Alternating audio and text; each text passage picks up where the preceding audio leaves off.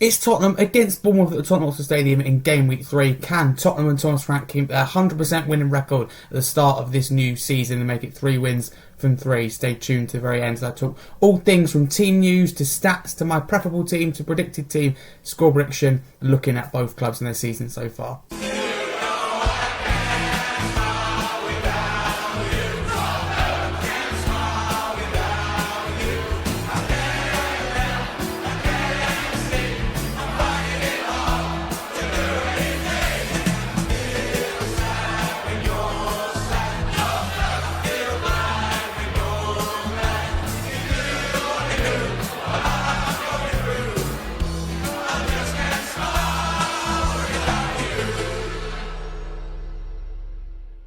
If you're new to the channel, please do like and subscribe. Welcome back. Hope you're all keeping well. So let's get straight into it. Let's start with some team news. I think it's a good place to start. So start with host Tottenham Us. Brian Gill, knee injury, is out till mid-September 2025. Kulusevski's still out with a knee injury. Says early November 2025, but we've had reports saying it could be as late as January. Udogi's still a doubt. Muscle injury, more than likely he's back on the bench. Maddison out until at least mid-February, if not later, with a ACL, so cruciate ligament injury. The Kai foot injury out until at least mid-September. Solomon's out with a knock till mid-September. Dragus in mid-October with a cruciate ligament injury. Basuma's still a doubt with a knock. And for Bournemouth visitors, Araujo is suspended, red card. Unal's got a cruciate ligament injury, he's out until early October, and Cook is a knee injury, and he's a doubt for this game, no set time period. So this game is 3 p.m. kickoff at the Tottenham Hotspur Stadium. Let's go through the stats where we talk about both clubs in the season that have in so far. So top scorers firstly for both teams this Premier League campaign. Tottenham is Richarlison with 2 goals, and for Bournemouth it's Semenya with 2 goals. So Richarlison top scorer, his expected goals is 0.88, Semenya 1.59. Richarlison's got an assist this season, Semenya's got an assist. So both players having really good games, both played 2 matches. So some insights into this then. Tottenham have scored 8 goals in their last 5 matches and have kept the most clean sheets in the Premier League this season with 2. Brennan Johnson is the competition's top scorer in the Premier League as well with 2. Bournemouth have scored 3 goals in their last 5 matches. David Brooks is ranked 3rd in big chances created in the competition.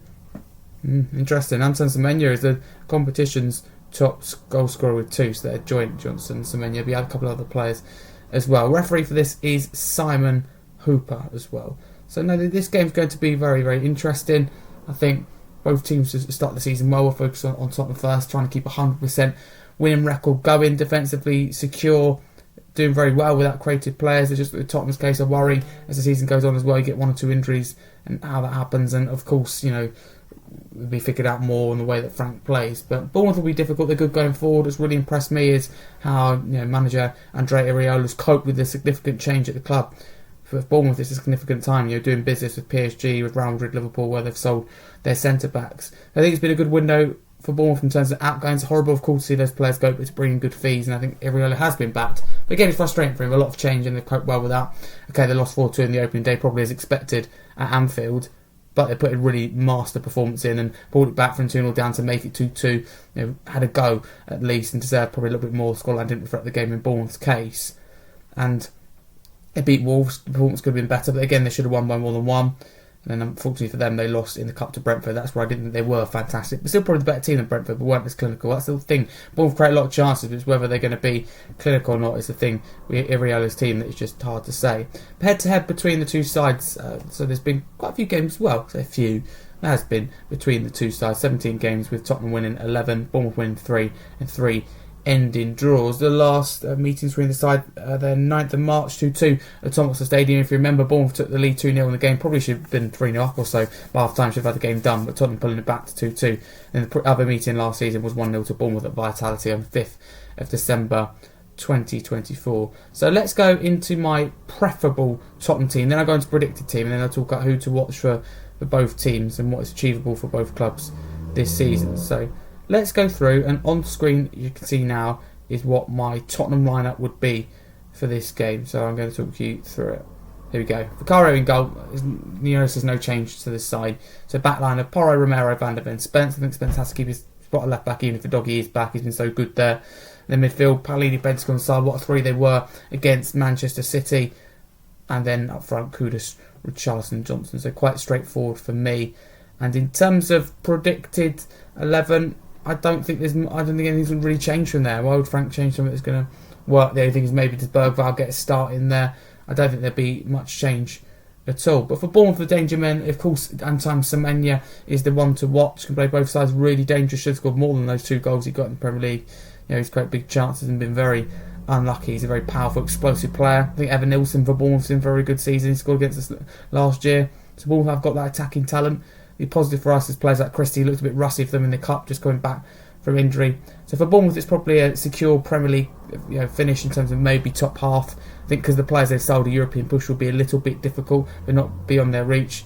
Whereas for Tottenham, I think getting back into Europe has got to be the aim. But at the moment, Frank hasn't been given the tools for me. Really good A squad, definitely a top 4, top 6 A squad, but it doesn't go much beyond that. It doesn't stem more. Get a couple of injuries. You play 2 games a week. For me, I do really worry about how Tottenham can cope, which is such a shame. Back in, hasn't been there. Very good start to the season on the pitch. I'm very happy. I think Bournemouth will cause Tottenham a lot of problems, as they through in particular Semenyo and also Evan Nilsson, so we've got to be careful with that. And I think if we are going to concede in the next few games, this is probably the game where they're going to happen. And games have never been easy against Bournemouth. They weren't under Eddie Howe. They're even tougher now under Andre Iraola. So score prediction in this game, I'm going 3-1 Tottenham. However, I think we'll absolutely be made to work for it. And I think it's another one that the scoreline doesn't reflect the game necessarily. So I think you can say that with a lot of games that Bournemouth are involved. I think it'll be a good performance from Tottenham, but I also think Bournemouth will play well and not quite be able to take their chances. Maybe they Bournemouth take the lead, but they can't keep hold of it. That's how I see the situation going. And in terms of goal scorers, what do I think will happen? I think Kudus will get his first top goal. Who else do I think will score? Tough one this. I think Sarr will score again, and I think Solanke off the bench against his former club.